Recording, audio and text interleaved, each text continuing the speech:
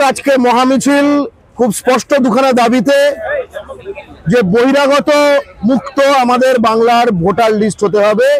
পশ্চিম বাংলার যারা ভূমিপুত্র, আমরা যারা পশ্চিমবঙ্গের ঘটি হিন্দু বাঙালি, আমরা যারা পশ্চিমবঙ্গের ঘটি মুসলমান বাঙালি, আমরা যারা পশ্চিমবঙ্গে আসা পূর্ববঙ্গ থেকে আসা হিন্দু বাঙালি এবং অন্যান্য ভূমিপুত্র গোষ্ঠী ছাড়া পশ্চিমবঙ্গের ভোটার লিস্টে বেআইনিভাবে ঢোকা প্রতিটি আউটসাইডার বহিরাগত এলিমেন্টকে দূর করতে হবে। স্পষ্ট কথা।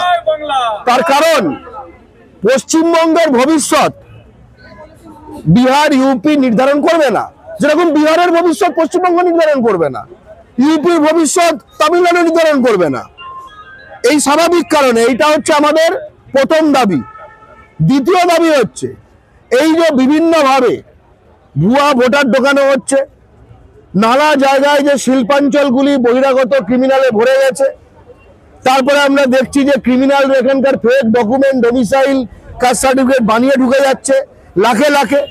ফলে ক্রিমিনাল এলিমেন্টগুলো এখন শহরাঞ্চল শিল্পাঞ্চলগুলোতে বাঙালিকে ত্রস্ত করছে, বাঙালিকে চমকাচ্ছে, বাঙালি নারী ধর্ষণ করছে, বাঙালিকে খুন করছে, বাঙালির ওপর রাজধানী করছে, সব রকম। এরা যাতে যাতে মানে এক্সপার্ট, জগৎ বিখ্যাত, এরা একদম জগৎ বিখ্যাত এই ব্যাপারে। তারা পশ্চিমবাংলাতেও তাদের এটাকে তাদের দেশওয়ালির, তার দেশের এক্সটেনশন মনে করছে।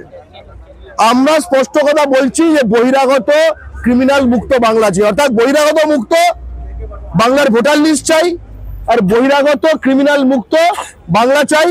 আর বহিরাগত বলতে সে বেআইনি ভাবে যদি পশ্চিমবঙ্গের ভোটার লিস্টে ঢুকে থাকে, সে বিহারি না, রোহিঙ্গা না, চীনা না, জাপানি নাকি হিন্দুস্তানি ইউপি না, গুজরাটি না, পাকিস্তানি না, বাংলাদেশি না, আমেরিকান নাকি অন্য রাজ্যের বাঙালি, কিচ্ছু এসে যায় না।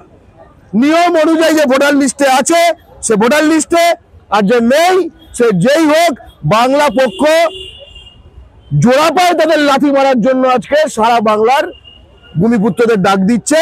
সেই ডাক ঘরে ঘরে নিয়ে যাওয়ার জন্য আজকের মহামিছিল। বাংলা পক্ষ তো আগেই ডাক দিয়েছিল, এখন তৃণমূল থেকে শুরু করে বিজেপি শাসক বিরোধী সবাই নির্বাচন কমিশনের দ্বারস্থ হচ্ছে।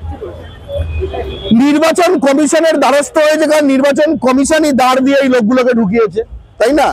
কেউ তো ভোটার লিস্টে তো কোনো হোটেল নয় যে আমি গিয়ে হেঁটে চলে ঢুকে গেলাম, ঠিক আছে? সেখানে ঢোকাতে হয়, ঠিক আছে? এই নির্বাচন কমিশন আমরা জানি কেন্দ্রীয় সরকারের ওদের ধরনের সব ওই কুমার ফুমার দিয়েই তৈরি সব নির্বাচন কমিশন, ঠিক আছে? তো যেটা হচ্ছে বারবার দেখছি যে কুমাররা বসছে নির্বাচন কমিশনে, কিন্তু কুমার হওয়া সত্ত্বেও তারা প্রচুর সংখ্যক কিন্তু এখানে ছানা পয়দা করছে। এটা অদ্ভুত ব্যাপার। কুমাররা এত ছানা কি করে হয় তাদের আমরা জানি না, কিন্তু বাংলার ভোটার লিস্ট এই কুমার ছানায় কিন্তু ভর্তি হয়ে যাচ্ছে। ফলে আমরা অবশ্যই নির্বাচন কমিশনের কাছে যাব, কিন্তু তার আগে বাঙালির আমরা ওয়ার্ডে ওয়ার্ডে বুথে বুথে জনজাগরণ ঘটাবো যে ভাই লিস্ট বার করো। বিশেষ করে আমরা জানতে চাই যে গত 10 বছরে যারা যারা নিউ ঢুকেছে, যার বাবা মা এখানে লিস্টে ছিল না, অর্থাৎ কি হয় যে আমার বাবা, আমি কি করে লিস্টে ঢুকেছি, ঠিক আছে? আমি আমার জীবনের চিরকালে কলকাতার 27 চেতলার বাসিন্দা, আলিপুর চেতলা এলাকার, আর বাবা মা লিস্টে ছিল, আমি লিস্টে ঢুকেছি।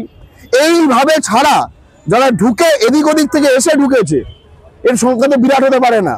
এই সংখ্যাটা স্ক্রুটিনাইজ করো, এবং তখনই কিন্তু আমরা বাংলা পক্ষ কলকাতার মাটিতে সাউথ সিটির সামনে এইখানে নানা জায়গায় ধরছে, আরে যে বহিরাগত, হ্যাঁ यहाँ भी ভোটার কার্ড है, देश में भी ভোটার কার্ড है, এই উল্টো দিকে পেয়েছে। তার মানে এই ক্রিমিনালগিরি করে এখানে এই সাথী, সবুজ সাথী, স্বাস্থ্য সাথী, এই শ্রী তাই শ্রী সব খাবে, ঠিক আছে? আবার দেশে আবার করবে যা করার। এই সিস্টেম বন্ধ হওয়া দরকার পৃথিবীতে। আমরা স্পষ্ট কথা বলছি যে 2 রাজ্যে ভোট যার, ঠিক আছে, দুই রাজ্যে ভোট যাদের, বাংলা ছাড়া করা হবে তাদের, স্পষ্ট কথা। তুই যে এক জায়গায় যাও বাংলা, সেটা হতে পারে না। এবং এর ফলে এই ক্রিমিনালগুলো যাওয়ার ফলে বাংলায় কিন্তু অনেকগুলো মানে অন্য সংস্থানের জায়গাও খালি হবে। এর ফলে আমাদের যে প্রবাসী ভাইরা যাদের পশ্চিমবঙ্গে অরিজিনাল ভোট আছে কিন্তু ভোট দিতে পারে না, তারা ভোটটা দিতে পারবে, কারণ তারা তখন নিজের মাটিতেই খুঁটে খাবে এবং মায়ের কোলে থাকবে, এইটাই।